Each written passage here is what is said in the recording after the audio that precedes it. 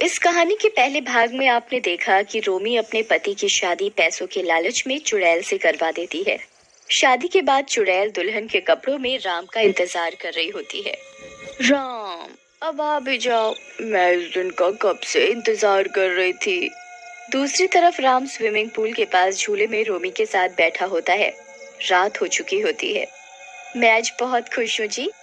तुम ये सब जेवर कपड़े पहनकर बहुत खुश हो रही हो, लेकिन तुमने बहुत बड़ी गलती की है रोमी।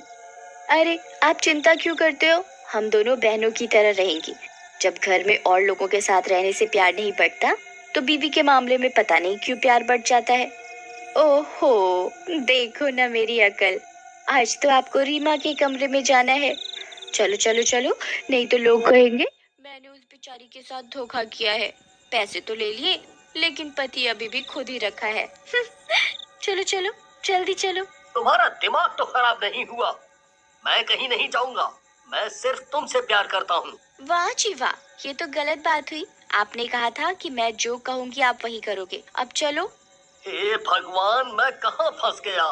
रोमी उसकी एक नहीं सुनती और उसे जबरदस्ती चुड़ैल के कमरे में छोड़ आती है और दरवाजा बाहर से बंद कर देती है। अरे अरे, ये क्या किया तुमने? रोमी, रोमी दरवाजा खोलो। रोमी दरवाजा खोलो। दरवाजा सुबह ही खुलेगा जी। Bye, good night. चलो, मैं चली अपने मखमली बिस्तर पे सोने। कमरे में चुड़ैल राम को देखते ही अपना मुंह छुपा लेती है ताकि राम चुड़ैल का असली रूप ना देख पाए।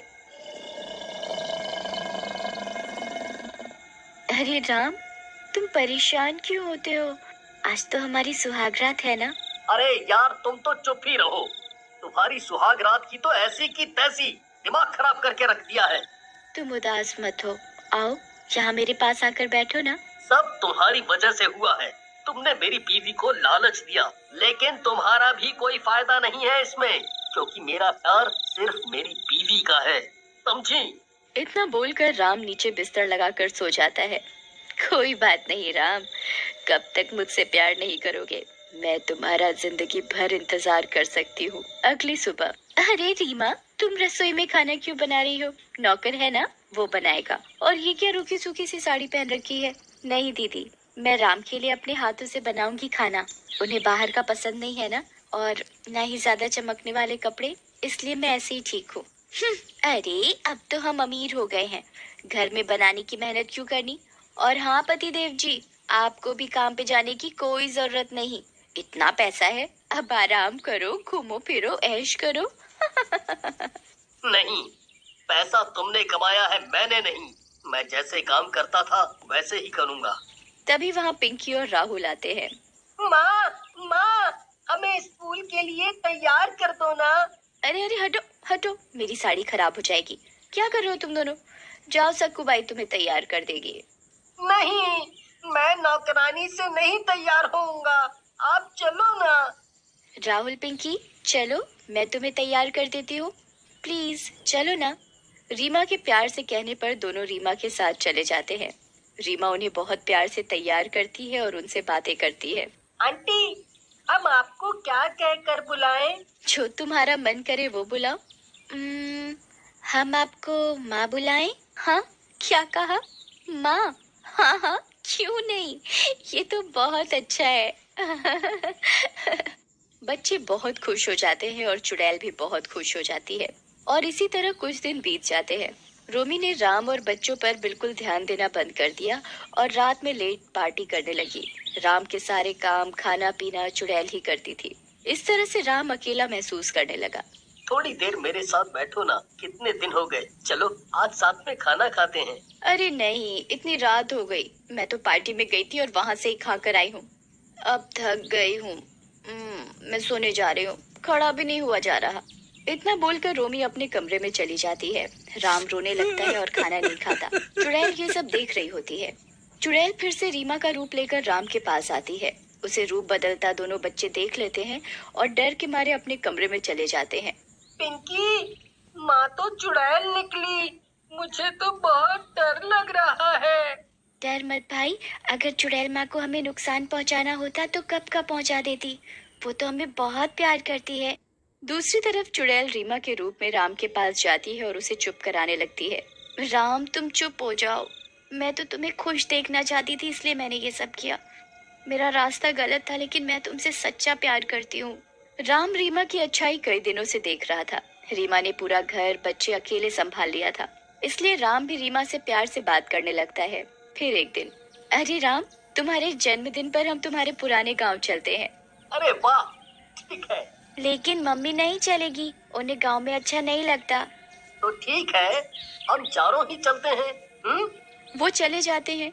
दूसरी ओर धीमे धीमे रोमी अपनी पार्टियों और रोज की उस जिंदगी से बोर होने लगती है और परिवार से दूर हो गई है। उसे अब इस बात का एहसास होने लगता है। रोमी घर आती है। अरे सक्कू भाई, सब कहाँ गए? घर खाली खाली है। मेम साहब, सब गांव गए हैं, वो राम मालिक का जन्मदिन है ना आज, इसलिए। अरे मर गई रे, मैं तो भूल ही गई। लेकिन मुझे साथ नहीं ले गए। जरूर रीमा ने ही सबको बहकाया होगा। रोमी फटाफट से गांव जाती है। वहां उसकी माँ कविता और पापा होशियार चंद भी होते हैं। सब लोग राम का जन्मदिन मना रहे होते हैं और बहुत खुश होते हैं। ये सब देखकर रोमी को बहुत गुस्सा आ जाता है और वो गुस्से में रीमा के बाल पकड़ लेती है। ये सब तेरी वजह से हुआ है। मेरे पति और बच्चों को मुझसे दूर कर दिया तूने। चली जा मेरे परिवार से दूर। अरे रोमी, ये क्या कर रही हो? छोड़ो रीमा को, तुम ही लालच में आ गई थी और उसके बाद मुझे और बच्चों को तो तुम जैसे भूल ही गई। सिर्फ पार्टी और ऐशो आराम। नहीं, इसी ने मेरी जिंदगी खराब की है, मैं इसे नहीं छोड़ूंगी।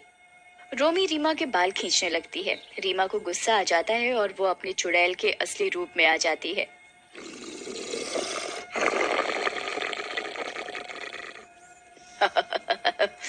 बस, बहुत हुआ तुम्हारा नाटक रोमी। रीमा को चुड़ैल रूप में देखकर सबकी आंखें फटी की फटी रह जाती हैं।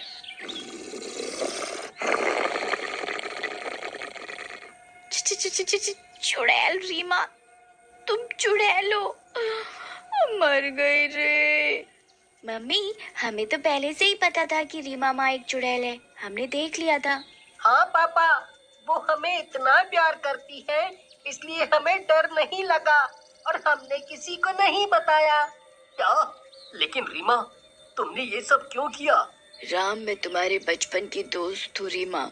जब मैं बड़ी हुई तो मेरे पिताजी तुम्हारे पास मेरा रिश्ता लेकर आए थे, लेकिन तुमने शादी के लिए मना कर दिया और मैं तुमसे बहुत प्यार करती थी।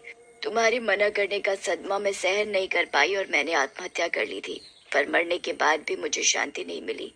उस दिन जब मैंने खेतों में रोमी को पैसों के लिए तुमसे लड़ते देखा तो मैंने सोचा कि रोमी को लालच देकर मैं तुमसे शादी कर लेती हूँ। अच्छा, तुम रीमा हो, लेकिन मैं तो किसी से मिला ही नहीं। बस माँ ने बताया कि शादी का रिश्ता आया है और उस समय मैं शादी नहीं करना चाहता था क्योंकि कुछ कमाता नहीं था, इसलिए मैंने मना कर दिया। मुझे नहीं पता था कि वो तुम्हारे पिताजी थे। वो जो भी हो जी, इसने मेरे साथ धोखा किया है। मेरा पति वापस कर। नहीं, तुम लालची हो। राम मेरा है, मेरे साथ ही जाएगा। इतना बोलकर सब रीमा के साथ चले जाते हैं और रोमी अकेली रह जाती है। अगले दिन वो अपने बंगले पर जाती है। मुझे माफ कर दो पिंकी राहुल, तुम तो मेरे साथ ही रहो, तुम छोड़ के मत जाओ। राम। नहीं रोमी, तुमने पैसे लेकर रीमा को मुझे बेचा है, अब मुझे उसके साथ ही जाना होगा। मम्मी, हमें भी माँ के साथ ही अच्छा लगता है। रोमी को अपनी गलती का एहसास होता है। रीमा, मुझे माफ कर दो, मैं सारा बंगला पैसा सब तुम्हें वापस कर दूंगी। मुझे कुछ नहीं चाहिए। बहुत बड़ी गलती हो गई मुझसे, बहुत बड़ी गलती हो गई। इतना बोलकर रोमी रोने लगती है। रोमी रो नहीं, मैं राम से सच्चा प्यार करती हूँ, इसलिए मैंने उनसे शादी की। अब मुझे मुक्ति मिल जाएगी और तुम भी अब राम की कदर जान चुकी हो। राम सिर्फ तुमसे प्यार करते हैं। तुम्हारी अकल ठिकाने लगाने के लिए ही मैंने ये सब किया था, ताकि तुम पैसों को ही अहमियत ना दो।